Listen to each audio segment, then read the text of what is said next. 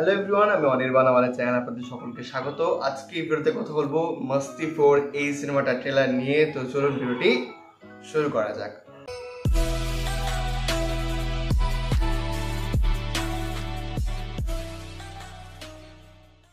তো মাস্তি 4 এই সিনেমাটার ট্রেলার ফাইনালি এসেছে এবং কি বলবো, মানে কমেডির একটা লিমিট থাকে। হ্যাঁ, কমেডি মানে আমরা মাস্তি সিরিজ থেকে অ্যাকচুয়ালি ক্রিন জিনিসই এক্সপেক্ট করি, সেখানে কিন্তু ক্রিন জিনিসই হয়।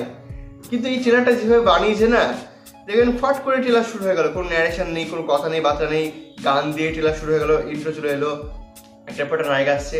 আমার গোটা ট্রেলারে জাস্ট একটা জায়গাতে হাসবে, জাস্ট একটা জায়গাতেই, একদম শুরুতে যে বুড়োটা বলে যে আমার মানে কম বয়সী মেয়ের সাথে করার খুব ইচ্ছা, এবং ওখানে যে বলে আফতাব যে তাহলে তো সে মরে যাবে, মানে তাহলে তো সে তার মৃত্যু হয়ে যাবে।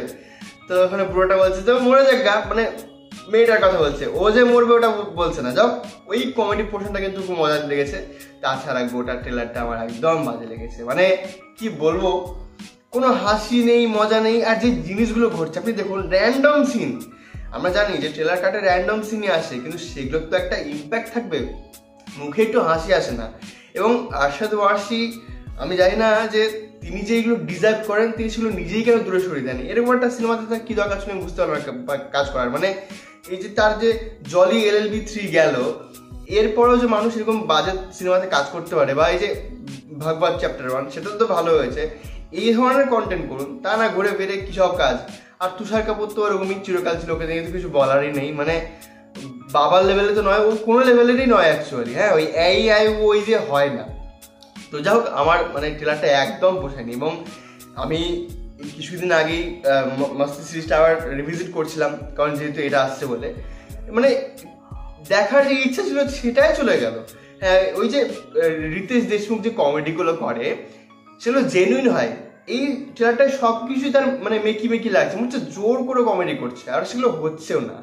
বিবেক ওবেরয়, তা মানে কি বলবো, তাকেও আমার খুব একটা পোষায়নি, মানে এখানেও পোষায়নি। ট্রেলারটা মানে হয়তো নি অ্যাকচুয়ালি, ট্রেলারটা যেভাবে প্রেজেন্ট করা দরকার সেভাবে তো প্রেজেন্ট করা হয়নি। আর কিছু কিছু অ্যাক্টর থাকে যাদের এক্সপ্রেশনে কাজ হয়ে যায়, রিতেশ দেশমুখের এক্সপ্রেশনে কাজ হয়, আফতাব একটু পারে, বিবেক ওবেরয় পারে কি পারে না বলতে পারছি না, কারণ ওই যে দেখে কিন্তু খুব একটা পোষায় না আমার। হ্যাঁ, বিবেক ওবেরয়কে কমেডিতে, তিনি সিরিয়াস রোলে বেশ ভালো, কিন্তু এখানে তো এক্সপ্রেশনেও মানে শেষ করতে পারছে না। এবার মজার বিষয় কি, যে জিনিসগুলো কিন্তু খুব ক্রিঞ্জ, হ্যাঁ, কিন্তু আপনার মনে হয় যে সহ্যই করতে পারছি না, কমেডি তো একবারেই নেই। তো আমার যে আশা ছিল, মানে মাস্তি 4 টিজার দেখে যেরকম আমি ইচ্ছা জেগেছিল যে হ্যাঁ এবার দেখতে যাবো একটা কমেডি সিনেমা, আমার সেই আশাটা চলে গেল। এবং এটা হয়তো হাউসফুল 5 2.0 এরকম টাইপের কিছু হতে চলেছে, দেখা যাক।